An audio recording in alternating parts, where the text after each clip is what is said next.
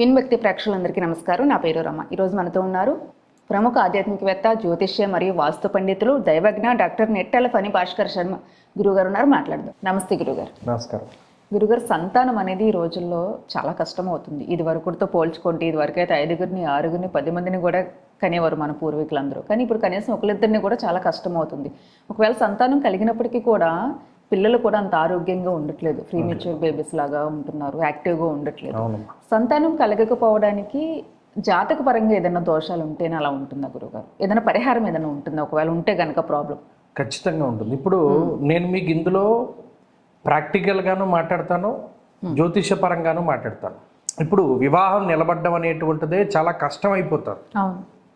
పెళ్ళిళ్ళు చేసుకుంటున్నారు, వారం తిరగకుండానే, నెల తిరగకుండానే, 3 నెలలు తిరగకుండానే విడాకులు అంటున్నారు, విడిపోతున్నారు. అక్కడ నుండి మనం చెప్పుకుంటూ రావాలి. ఒకవేళ చెప్పుకోదలిచి వస్తే ముహూర్తం అది కూడా చాలా విశేషమైనటువంటి ప్రాశస్త్యాన్ని కలిగి ఉంటుంది. పెళ్లి ముహూర్తం. మొన్న ఒక ఆయన మా దగ్గరలోనే భీమవరంలో పెళ్ళి అయింది. పెద్దవాళ్ళు వాళ్ళు మంగళవారం రాత్రి పెళ్లి చేశారు. అది మేమందరం ముక్కు మీద వెళ్ళేసుకున్నాం. ఏమంటే మంగళవారం పెళ్లి చేయడం ఏంటి, మంగళవారం సాధారణంగా శుభకార్యం చేయరు కదా అంటే వాళ్ళు చెప్పారు, ముహూర్తం పెట్టినాయని చెప్పేట రాత్రి 12 దాటితే మరి మంగళవారం వెళ్ళిపోయి బుధవారం వచ్చేస్తుంది కదా, కాబట్టి బుధవారం రోజున చేసుకోవచ్చు. అందుకని మంగళవారం రాత్రి బుధవారం కాబట్టి మనం 12 దాటిపోతే పెట్టేసేటట్టు ముహూర్తం. మరి అసలు ఇది వరకు కాలంలో నిజానికి అలాంటి ముహూర్తాలు పెడితే ప్రజలే వెళ్ళి కొట్టేసేవాళ్ళు. ఇప్పుడు ఏమైపోయింది, అవగాహన కోల్పోయారు. ఉదయం వారహ, మన సాంప్రదాయం ప్రకారం ఈరోజు ఉదయం నుండి రేపు ఉదయం వరకు ఒకటే వారం. మంగళవారం ఇవాళ అనుకోండి, ఇది మంగళవారం రాత్రి, తెల్లవారితే బుధవారం అనగాని రాస్తారు బ్రాకెట్లో. కానీ ఇప్పుడు ముహూర్తాలు పెట్టడం రాత్రి 12 దాటిపోతే వారం మారితే రహితం అవుతుంది, వారం మారితే చేసుకోవచ్చు, ఇలాంటివి చెప్పి చేస్తున్నారు. ఆ ముహూర్తం దగ్గర నుండే ప్రాబ్లం. పౌర్ణానికి పెళ్ళిళ్ళు చేసుకుంటున్నారు, లేకపోతే సంక్రమణాల రోజున పెళ్ళిళ్ళు చేసుకుంటున్నారు. ఇలా అసలు వాళ్ళకి ఏమంటే అవగాహన లేదు. ఒక ఆమె చవితి రోజున కూడా పెళ్లి చేసింది. అసలు పుష్యమి నక్షత్రం ఉన్న రోజున పెళ్లి చేయరు, ఆ రోజున పెళ్లి చేశారు. ఇలాగే ఏంటంటే వాళ్ళకి అవగాహన ఉండట్ల ముహూర్తాల గురించి, వాటి గురించి. ముహూర్త దోషం వల్ల కొన్ని పెళ్ళిళ్ళు ఇదవుతూ ఉంటే ఇక తిరిగి సంతానం దగ్గరికి వచ్చినప్పుడు చాలామంది తెలియంది ఏంటి అంటే, నేను ఒక చిన్న ఇది చెప్తాను. అంటే ఇది ఏదో నా గురించి గొప్పని కాదు, ఈ సంతానం మీద నేను చేసినటువంటి రీసెర్చ్లో భాగంగా కూడా నాకు డాక్టరేట్ ఇచ్చారు. ఏంటి ఆ రీసెర్చ్ అంటే, నా థీసిస్ కూడా నేను వాళ్ళకి ఇచ్చాను. ప్రతి స్త్రీ ఆమె యొక్క గర్భధారణ సమయం నుండి 9 నవమాసాలు నిండేంత వరకు ఒక్కొక్క నెలకి ఒక్కొక్క గ్రహం ఆధిపత్యం వహిస్తుంది ఆ గర్భానికి సంబంధించి. అంటే 1వ నెల, 2వ నెల, 3వ నెల, 4వ నెల, 9 నెలల వరకు ఒక్కొక్క నెలకి ఒక్కొక్క గ్రహం ఆధిపత్యాన్ని వహిస్తుంది. ఏ గ్రహం అయితే ఆ భార్య భర్త జాతకంలో బలహీనంగా ఉన్నదో, ఉదాహరణకి 2వ నెల ఆధిపత్యాన్ని వహించే గ్రహం ఉన్నది, అది వారి జాతకాల్లో బలహీనంగా ఉంటే 2వ నెల అబార్షన్ అవుతుంది, 3వ నెల అబార్షన్ అవుతుంది, 7వ నెలలో 8వ నెలలో ప్రీమెచ్యూర్ బేబీలు పుడుతున్నారు అంటే ఈ గ్రహాల యొక్క స్థితిగతుల వల్లే. అది నేను ఆ రీసెర్చ్ చేయడానికి కూడా నాకు చాలా కష్టసాధ్యమైంది. ఎందుకంటే అసలు ఆ కాన్సెప్ట్ ఎవరు పట్టుకోగలుగుతారు? నేను తీవ్రంగా ఆలోచన చేశాను, ఎందుకు జరుగుతోంది. జాతకాల్లో దశాంతర దశల్లో ఏమి ఇబ్బందులు లేదు, వాళ్ళ పంచమ స్థానాదుల్లో మార్పులు లేవు, మరి ఎందుకు ఇలా జరుగుతోంది అంటే అప్పుడు ఇది కారణం వచ్చింది. ఇది నేను ఒక 2 నెలల వరకు మీకు చెప్తాను. మొదటి నెల గర్భానికి శుక్రుడు ఆధిపత్యాన్ని వహిస్తారు. మీరు గమనించండి, శుక్రుడి యొక్క బలం లేకపోతే అసలు పెళ్ళే అవ్వదు.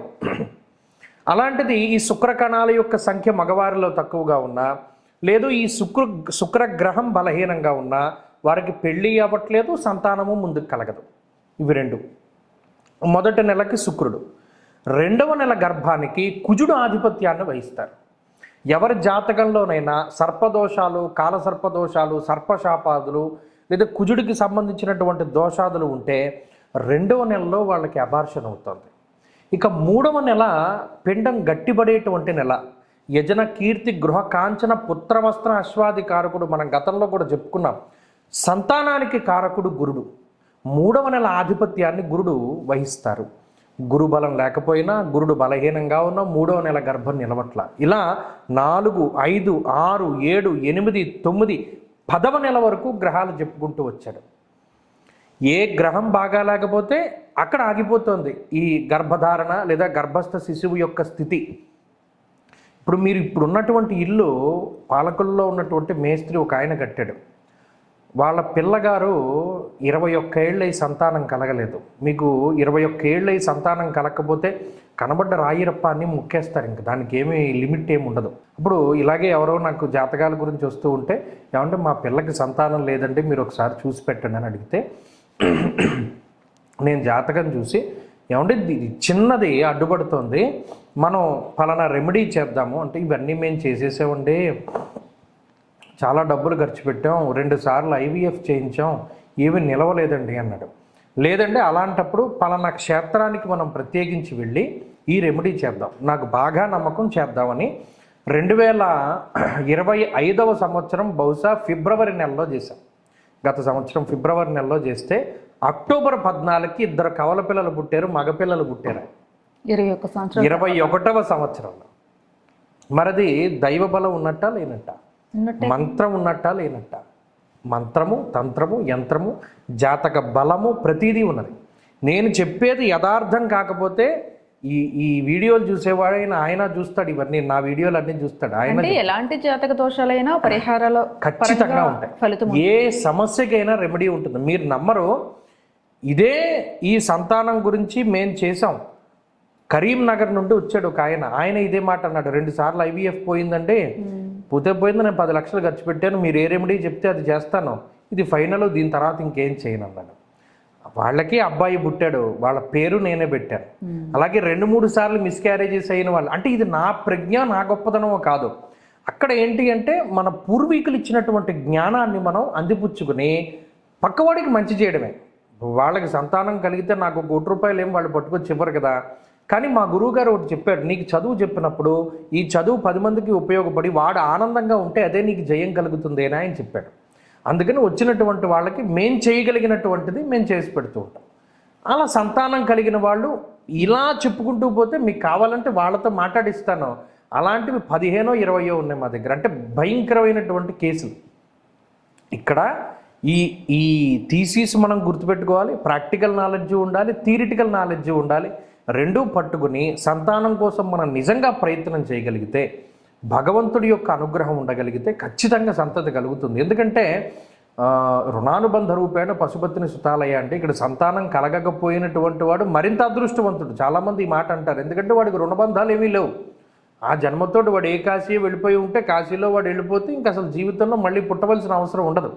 కానీ ఇక్కడ రుణానుబంధం ఉన్నప్పుడు, లేదా వాడి సంతానం కలిగేటువంటి స్థితి ఉన్నా కొన్ని సార్లు గ్రహాలు అడ్డుపడుతూ ఉన్నప్పుడు తశాంతి రౌషధేర్ దానేర్ జపహోమార్చనాదిభి అని మనం గనక చేసుకుంటే ఖచ్చితంగా దానికి రిజల్ట్ ఉంటుంది. నిజంగా మంచి పరిహారాలు ఉంటాయి. అయితే జాతకం గురుగా చిన్న డౌట్, జాతకం ఉంది అనుకుంటే చూపించుకోవడానికి అవకాశం ఉంటుంది. కొంతమందికి అసలు జాతకమే తెలియని వాళ్ళు ఉంటారు, అలాంటి వాళ్ళు లైఫ్ మరి వాళ్ళకు కూడా అంతే.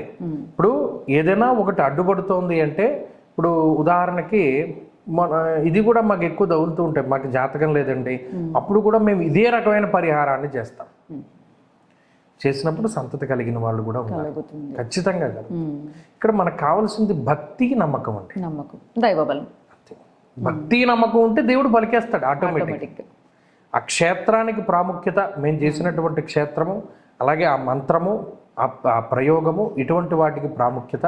అది చేసిన వాళ్ళు జాతకం లేకుండా వచ్చిన వాళ్ళని చూస్తే మీకు అర్థమవుతుంది. కానీ ఈ జాతకం లేనటువంటి వాళ్ళది ఏంటి అంటే కొంత క్రిటికల్గా మనం పరిశీలన చేయవలసి ఉంటుంది, అది ఎక్కువ టైం పడుతుంది. ఈ జాతకం ఉన్న వాళ్ళదైతే ఇంకా సరళంగా చేయొచ్చు. నిజంగా ఇవాళ రేపు సంతానమే పెద్ద సమస్య అయిపోతుంది. చాలా డబ్బులు ఖర్చు పెడుతున్నారు, డిప్రెషన్కి వెళ్తున్నారు. అలాంటి వాళ్ళందరికీ నిజంగా మీ దగ్గరికి వస్తే ఖచ్చితంగా సంతానం కలుగుతుంది. చాలా కాన్ఫిడెంట్ వస్తుంది ఈ వీడియో చూస్తే అందరికీ. నమస్తే గురువు.